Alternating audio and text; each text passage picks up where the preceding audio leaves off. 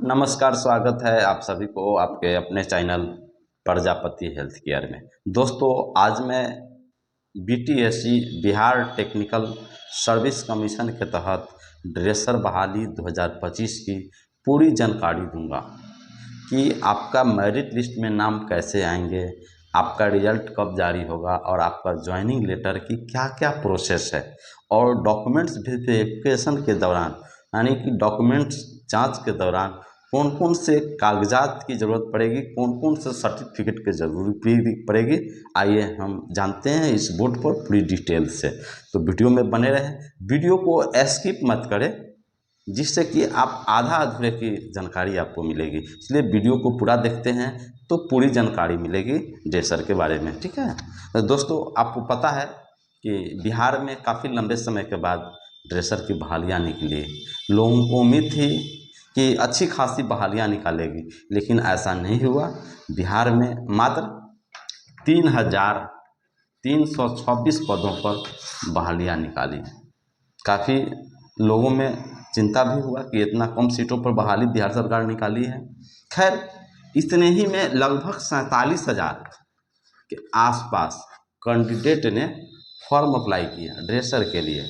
ठीक है, जिसका एग्ज़ाम आपको लिया गया था 8 और 9 जुलाई, है ना, 9 जुलाई 25,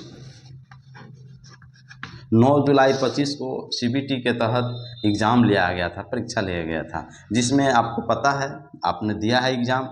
कुल आपको प्रश्न कितने थे? टोटल प्रश्न थे आपके 100 और एक प्रश्न के चूँकि ऑब्जेक्टिव मोड में थे, सीबीटी के माध्यम से लिया गया था और आपका एक प्रश्न का जवाब देने पर, सही देने पर 1 नंबर, गलत देने पर 0.25 नंबर काट लिए जाते थे। ठीक है, इस तरह से आपको समय दिया गया था। कितना समय दिया गया था? 2 घंटा का समय दिया गया था। ठीक है, अब आपका रिजल्ट भी आपका इंतज़ार कर रहे हैं कि रिजल्ट कब आएगा। तो इससे पहले हम जान लेते हैं कि आपका आंसर की भी जारी हो गया था। आंसर 30 जुलाई 25 को, और आपका ऑब्जेक्शन का भी तिथि था। ऑब्जेक्शन यानी कि आपत्ति दर्ज करने की तिथि आपका 4 अगस्त 2025 को आपत्ति दर्ज करने का तिथि। इस सभी की समय सीमा समाप्त हो गई। अब आप इंतज़ार कर रहे हैं कि मेरा आंसर की जारी हुआ और मेरा ये इतना नंबर है। आपने आंसर की जो आपने देखा है उस पेपर को अवश्य आपको पास में रखना है, निकलवा करके, है ना, पीडीएफ उसको अवश्य आपको पास में रखना, क्योंकि उसकी भी जांच की जाएगी, है ना, डॉक्यूमेंट्स वेरिफिकेशन के दौरान। हम उस पर भी चर्चाएं करेंगे विस्तार से। ठीक है, अब जानते हैं हम नेगेटिव मार्किंग कैसे निकाले जाते हैं। उदाहरण के तौर पर ले लें कि 100 सवाल में 100 नंबर दिए जाते हैं। ठीक है, और आपने 100 सवाल में 60 सवाल का सही जवाब दिया, तो गलत कितना हुआ? 40 सवाल गलत हो गया। तो आपका 40 सवाल जो गलत हुआ, तो इसमें जो 60 नंबर जो आपको मिल, इसी में से काट लिए जाएंगे। कि कैसे काटेंगे? आपको 40 है, 4 से भाग दीजिए, मोटा मोटी 4 दाएँ 40 हुआ, 10 नंबर इससे काट लिए जाएंगे, यानी कि आपका 50 नंबर हुआ। ठीक है, यही नेगेटिव मार्किंग निकालने का प्रोसेस है, इसी तरह से निकाले जाते हैं। अब बात करते हैं कि आपका सीबीटी में कैसे आपका उसमें जोड़े जाते हैं। दोस्तों, आपको पता है जब सीट कम होता है, अब कैंडिडेट जब अधिक होते हैं, तो हाईएस्ट सीबीटी स्कोर के हिसाब से आपको मेरिट लिस्ट तैयार किए जाते हैं। ठीक है, किसी का 60 होगा, किसी का 70 है, किसी का 75 है, किसी का 74 है। इस तरह से लोगों ने सीबीटी के माध्यम से नंबर लाए हैं। ठीक है, मान लिया जाए कि आपने हाईएस्ट सीबीटी स्कोर जो है, जो आपका आया 75, और आपको पता है कि बिहार सरकार ने एक्सपीरियंस सर्टिफिकेट पर भी उनको नंबर दिए जा रहे हैं। तो अगर 1 साल का अनुभव प्रमाण पत्र यानी कि एक्सपीरियंस सर्टिफिकेट देते हैं तो 5 नंबर, 2 साल का 10 नंबर, इस तरह से 5 साल का कितना होगा 25 नंबर। तो आपका एक्सपीरियंस पर कितना मिला 25 नंबर। अब आ जाइए 100।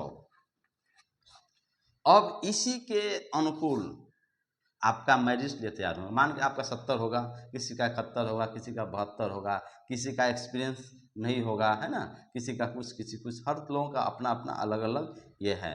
तो हाईएस्ट सीबीटी स्कोर के हिसाब से इसमें मेरिट लिस्ट तैयार होंगे। उसके बाद आपका जगह पक्का होगी और आपका मेरिट लिस्ट में आपका नाम जारी होगा।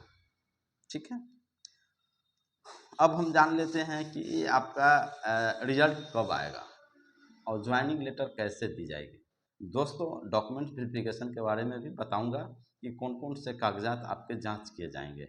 दोस्तों, मेरिट लिस्ट में नाम उन्हीं कैंडिडेट का आएगा जिनका हाईएस्ट स्कोर सीबीटी में नंबर आते हैं। ठीक है, उन्हीं का मेरिट लिस्ट बनेगा और मेरिट लिस्ट बनने के बाद आपको डॉक्यूमेंट्स वेरिफिकेशन किए जाएंगे, उन्हीं को बुलाया जाएगा डॉक्यूमेंट्स वेरिफिकेशन के लिए। डॉक्यूमेंट्स वेरिफिकेशन में क्या क्या चीज़ों की जांच होगी। नंबर 1, मैट्रिक का मार्कशीट आप प्लस सर्टिफिकेट, मैट्रिक सर्टिफिकेट है ना। दूसरा, इंटर का मार्कशीट आप प्लस सर्टिफिकेट, इंटर का सर्टिफिकेट है ना। नंबर तीसरा, आपके पास जो ड्रेसर का सर्टिफिकेट है तो ड्रेसर का सर्टिफिकेट प्लस ड्रेसर का मार्कशीट। नंबर चौथा, आपका आधार कार्ड या वोटर आई कार्ड या पैन कार्ड, ये आपको रखने पड़ेंगे। नंबर 5वां, कास्ट सर्टिफिकेट, यानी कि जाति प्रमाण पत्र, आप किस जाति से आते हैं उसी आरक्षण का लाभ आपको दिए जाएंगे। ठीक है, तो जाति प्रमाण पत्र चाहिए। नंबर छठा है आपका रेसिडेंशियल, आवासीय प्रमाण पत्र, या बिहार से है या फिर दूसरे राज्यों से है, तो इसलिए ये देने पड़ेंगे। उसके बाद अगला है आय प्रमाण पत्र, इनकम सर्टिफिकेट, आय प्रमाण पत्र अवश्य रख ले, ये आपको काम आएंगे। और जितने भी मैं बता रहा हूँ सबका तो ओरिजिनल ले ही जाना है और सबका एक एक कॉपी, जीरोक्स कॉपी भी आपको साथ लेकर के जाना है। ठीक है, जो आपको वहाँ मांगे जाएंगे। ठीक है, इस तरह से आपका होगा। और भी है इसमें, फोटो चाहिए, पासपोर्ट साइज फोटो हाल ही का होना चाहिए, और जो आपने आवेदन करते समय आपने जो हस्ताक्षर किया वो हस्ताक्षर का आई चाहिए।